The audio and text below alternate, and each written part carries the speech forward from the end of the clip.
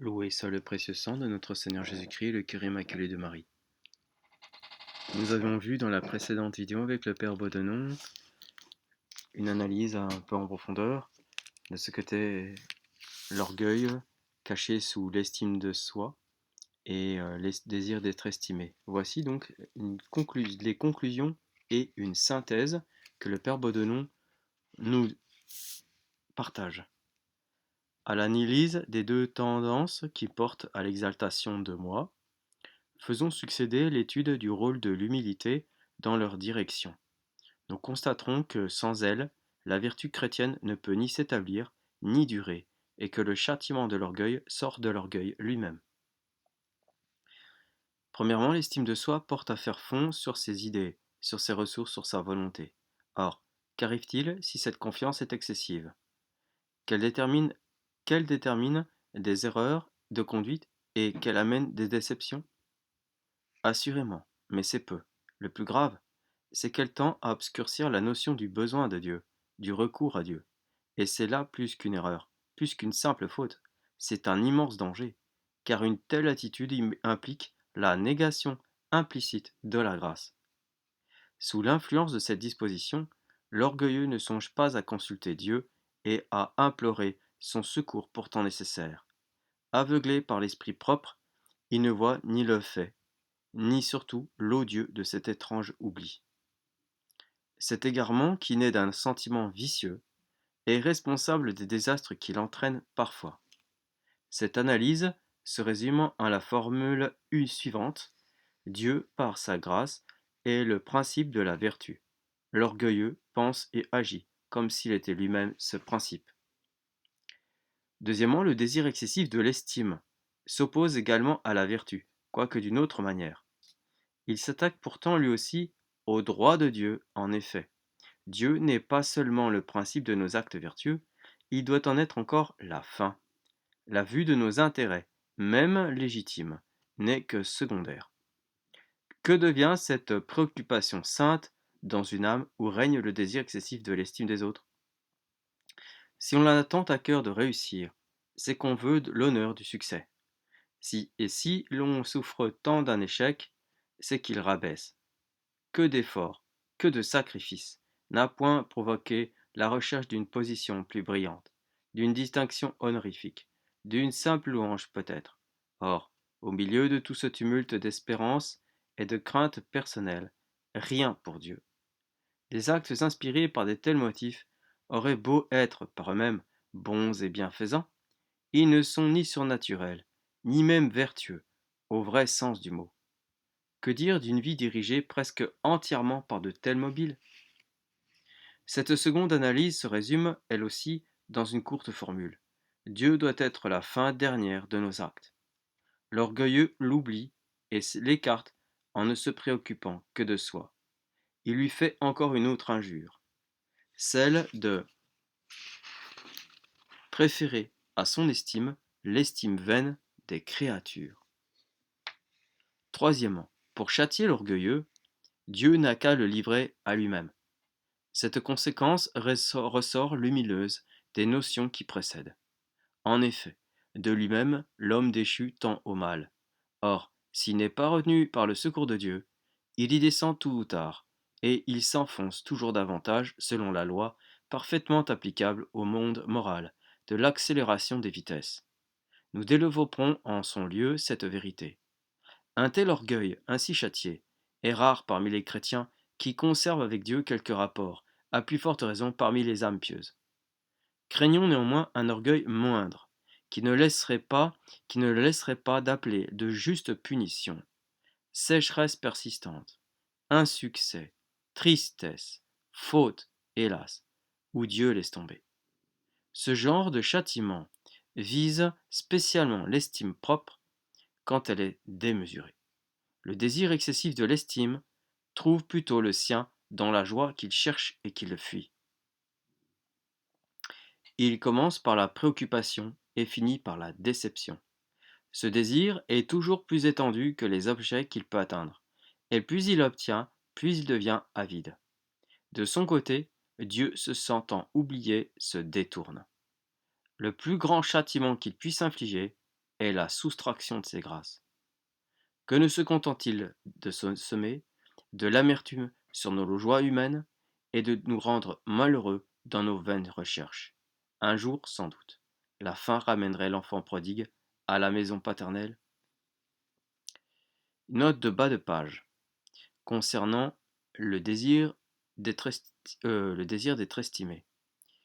Il ne faudrait pas comprendre dans ces appréciations sévères un certain orgueil naïf et qui s'étale. Grâce à Dieu, j'ai un très bon jugement, il n'y en a pas un comme moi pour, etc. Ou alors, j'ai le don de la parole, je le dois à Dieu, etc. Hélas, vous lui devez beaucoup moins que vous ne pensez. Cet orgueil, plutôt instinctif et sans malice, n'attire pas les malédictions de Dieu. Il se contente de provoquer le sourire des hommes. La sottise, ici, l'emporte sur l'orgueil. Quatrièmement, le rôle de l'humilité se dégage maintenant avec une netteté parfaite. Elle est la vérité et l'ordre. Ordre, justice, termes équivalents. La vérité et l'ordre, c'est l'humilité. La vérité est que Dieu est le principe de tout bien, et non pas nous-mêmes. L'ordre est que Dieu doit être la fin de tous nos actes, et non pas nous-mêmes. Si Dieu est le principe de tout bien, mon devoir consiste à vivre sous son entière dépendance. S'il est la fin obligée de tous mes actes, mon devoir est de les orienter tous vers sa plus grande gloire. En tant que principe, Dieu est la loi et demande l'obéissance. En tant que fin, il est le motif souverain, et il exige la pureté d'intention. Que peut faire d'un être qui se soustrait? Que peut-il faire d'un être qui se soustrait à sa propre loi et se détourne de sa fin? Nous allons retrouver, pour nous en pénétrer, ces mêmes notions plus largement développées. Ce sera le sujet de la quatrième méditation. Gloria natissimis Deo, et intera pax omnibus bone voluntatis, mais nous allons voir tout de suite, maintenant, Maître Lier. De l'orgueil et du désir de l'honneur auquel il faut résister. Ne faut-il jamais désirer l'honneur? Non. C'est désirer le bien d'autrui, c'est désirer le bien de Dieu, c'est être larron. Selon saint Paul, c'est exercer une rapine, comme il le dit aux Philippiens 2,6. C'est dérober à Dieu ce qu'il y a de plus cher, qui est sa gloire, qu'il assure de ne vouloir jamais donner à autrui. Gloria meam alteri non dabo. C'est donc un larcin sacrilège puisque c'est dérober à Dieu? Oui. C'est dérober sur l'autel de Dieu et lui arracher de la main ce qu'il proteste ne vouloir lâcher ni céder à personne. L'orgueil est donc un grand péché? Oui. Et c'est pour cela qu'il est puni si rigoureusement dans les démons et qu'il est dit que Dieu résiste au superbe. Deus superbis resistit. Comme s'il voulait lui arracher malgré lui le bien le plus cher qu'il ait entre les mains. La punition de l'orgueil n'est donc pas seulement un effet de la colère de Dieu, mais encore de sa fureur? Oui. C'est une suite de la résistance de Dieu irrité contre le superbe, qui veut lui ravir son honneur, et sur qui, enfin, il décharge sa colère, allumée et changée en fureur. Mais les hommes sont donc bien trompés quand ils courent après l'honneur puisqu'il n'est pas permis de le désirer. Cela est vrai, car on ne peut pas le souffrir en soi, sans le rapporter à Dieu, à moins que de se mettre en danger de l'offenser grièvement et de le faire entrer en fureur contre nous. Que devez-vous faire quand vous reconnaissez en vous le désir d'être honoré, quand vous sentez de la joie des louanges qu'on vous donne et de l'estime qu'on vous témoigne? Quand on remarque en soi un désir d'être estimé et d'être regardé, il faut y renoncer et se confondre de ce que l'on a eu sa chair, des sentiments, en sa chair des sentiments diaboliques, des sentiments qui sont nés de l'enfer et qui sont semblables à ceux qui ont damné des démons. Et comment cela? C'est que le démon, comme je l'ai déjà dit, désirerait être aimé et honoré par ses frères, et même il les attirait à lui rendre honneur et des louanges qu'il recevait d'eux avec joie. Je prie Dieu que nous n'ayons jamais ces sentiments, puisqu'ils ont fait damner des anges. Ce n'est pas ainsi qu'il faut dire, car les sentiments de l'honneur et de l'estime seront en nous jusqu'à la mort. Et ces sentiments là ne sont pas péchés, pourvu qu'on y résiste. Cela est vrai, car les bons et les mauvais anges furent tous attaqués de la tentation. Mais les uns y cédèrent et les autres n'y cédèrent pas.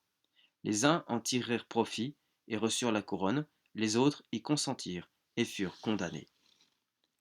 Comment donc faut-il dire que je n'y adhère jamais à ces sentiments et que je n'y prenne jamais de complaisance? Leçon 12. Que l'honneur est dû à Dieu seul. Comment on doit se comporter quand on est méprisé? Qu'est-ce qui doit être honoré? Qui est-ce qui doit être honoré? Dieu seul. À Dieu seul, dit saint Paul, tout honneur et toute gloire, soli d'honneur et de gloria.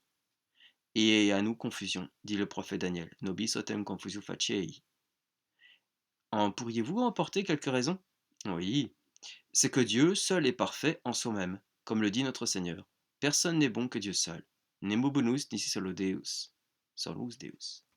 Tout le reste n'est rien pour lui-même. Tout le reste n'est rien par soi-même, et ne possède de bien que celui de Dieu. D'où vient que Jésus-Christ disait encore: Ma doctrine n'est pas à moi ni de moi, mea doctrina non est mea. Mais les saints qui sont au ciel, ne doivent-ils pas être honorés? Dieu veut qu'on les honore. L'honneur qu'on rend aux saints est un honneur qu'on rend à Dieu, qui habite en eux.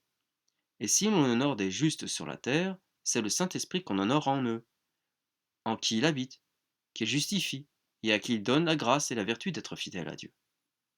Est-ce pour cela qu'il est dit dans l'Écriture que Dieu est merveilleux et admirable dans ses saints, Mirabilis Deus in sanctis suis, psaume 67-36?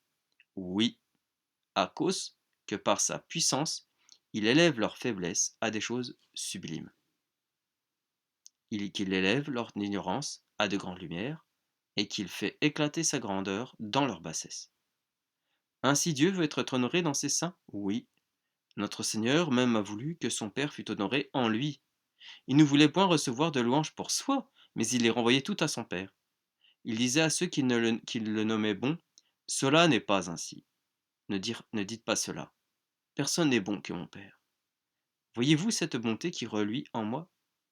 Elle descend de mon Père. Elle est originaire de lui. Et s'il ne la répandait sur moi, je ne l'aurais pas. Avant que mon Père me l'eût communiqué, je n'étais rien, et n'avais rien. Je n'étais que néant comme le reste des hommes. Mon humanité était tirée du néant, aussi bien que le reste des créatures. Dieu s'est écoulé sur moi, et il y a répandu toute la plénitude de ses trésors, de sorte qu'ils sont tous à lui, et que tout ce qu'il y a de bon, de beau et de parfait en moi est de lui. Ce bien est à Dieu, et non à moi. Il est l'auteur de ses perfections et de ses beautés. Il doit être honoré pour ses ouvrages, et surtout pour ce chef-d'œuvre. C'était donc en temps qu'il n'était rien par soi-même, qu'il se nommait l'opprobre des hommes et l'abjectant du peuple, opprobrium omnium et abjecto plebis? Oui, et c'était aussi en tant qu'il était chargé des péchés de tout le monde. Vous nous avez dit, là, sur notre Seigneur Jésus-Christ, de grandes choses que je vous prierai de m'expliquer à loisir. Mais avant que de sortir de ce sujet, dites-nous encore plus particulièrement comment nous devons nous comporter lorsqu'on nous méprise, qu'on ne tient aucun compte de nous et qu'on ne nous regarde point. Quand on ne nous regarde point, réjouissons-nous et disons dans notre cœur: Mon Dieu, je suis content de n'être vu, ni regardé des hommes. Que je suis aise de ce que personne ne pense à moi. Car, ô mon Dieu, je n'occupe point votre place dans leurs pensées, ni dans leur esprit. Je suis ravi d'être soustrait à leur vue, afin que je n'occupe point leur cœur. C'était là une des pensées de saint Ignace, martyr, quand il prévoyait qu'il devait être enseveli dans le corps des bêtes qui allaient le dévorer. Au moins, disait-il, je ne serai vu de personne, je ne m'amuserai l'esprit de personne, et je ne remplirai personne de moi. Leçon 13. Que le malheureux désir de l'honneur est un désir commun et universel. Manière de le combattre et d'y renoncer. Est-ce un désir universel et commun aux hommes que celui de vouloir qu'on pense à nous, qu'on nous aime et qu'on nous estime? C'est un désir si commun qu'il n'y a presque personne, s'il n'y prend bien garde, qui n'agisse et qui ne parle dans cet esprit. Nous avons en nous ce désir malheureux et idolâtrique, de vouloir remplir de nous tout le monde, de vouloir porter notre estime dans tous les cœurs, et d'être ainsi une idole qu'on regarde et à qui on s'attache continuellement. Hélas, quel malheur! Et comment sommes-nous faits? Nous sommes tous remplis dans notre chair des désirs du démon, qui nous a inspirés par le péché d'Adam, de sorte que notre chair nous porte à vouloir, comme lui, tenir la place de Dieu dans le monde. Et au lieu qu'autrefois l'homme devait être honoré comme l'image de Dieu et recevoir des créatures tous leurs hommages et de tous leurs devoirs pour les porter à Dieu, depuis le péché, il a voulu les recevoir pour se les appliquer à lui-même, et pour être idolâtre et adoré à la place de Dieu. Comment pensez-vous qu'on parle dans le monde et qu'on agisse dans les choses même les plus saintes? C'est avec le désir d'être estimé et d'imprimer d'amour de sa personne dans le cœur des auditeurs. Le moyen est de ne pas tomber dans ce désordre, et c'est de renoncer à soi-même. Quand on commence à parler ou à agir, cela se fait de cette sorte. Mon Dieu, je renonce à tous les desseins de paraître en ceci, ou je renonce à tous les desseins d'être estimé. Je renonce à tous les malheureux désirs de ma chair, qui veut se chercher en tout. Je renonce à tout l'amour-propre et à tout l'orgueil dont je suis pétri. Est-ce assez de renoncer à soi-même et au désir de sa propre recherche? Il faut, outre cela, se fortifier, en se donnant à l'Esprit de notre Seigneur qui, depuis le baptême, est en nous pour opérer nos œuvres avec nous, afin que nous fassions des œuvres de Jésus-Christ, et non pas du vieil homme, afin que nous fassions des œuvres de l'Esprit, et non celles de la chair, et afin qu'en toute chose Dieu soit glorifié en nous par son Fils Jésus-Christ. Voilà une belle doctrine.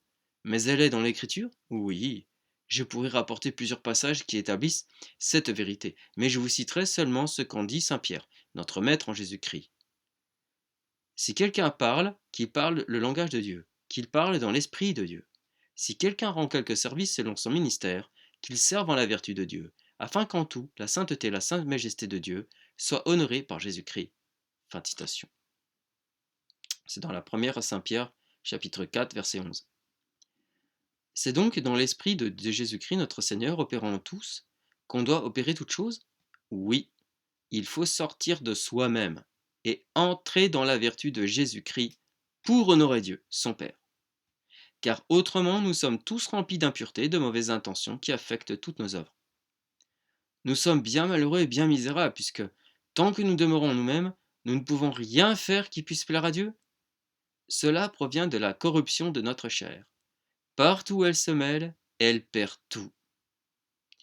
Je ne m'étonne pas si nous ne méritons tant d'être méprisés. Nous ne méritons pas seulement d'être oubliés et d'être méprisés comme néants, mais nous méritons encore d'être persécutés et foulés aux pieds. Enfin, de nous-mêmes, nous ne méritons réellement que l'enfer. Que dites-vous là? Vous rabattez bien la confiance que j'avais en moi. Je ne vous dis rien que je ne vous montre dans l'Écriture. Gloria in altissimis Deo, et in terra pax hominibus, bonne volontas.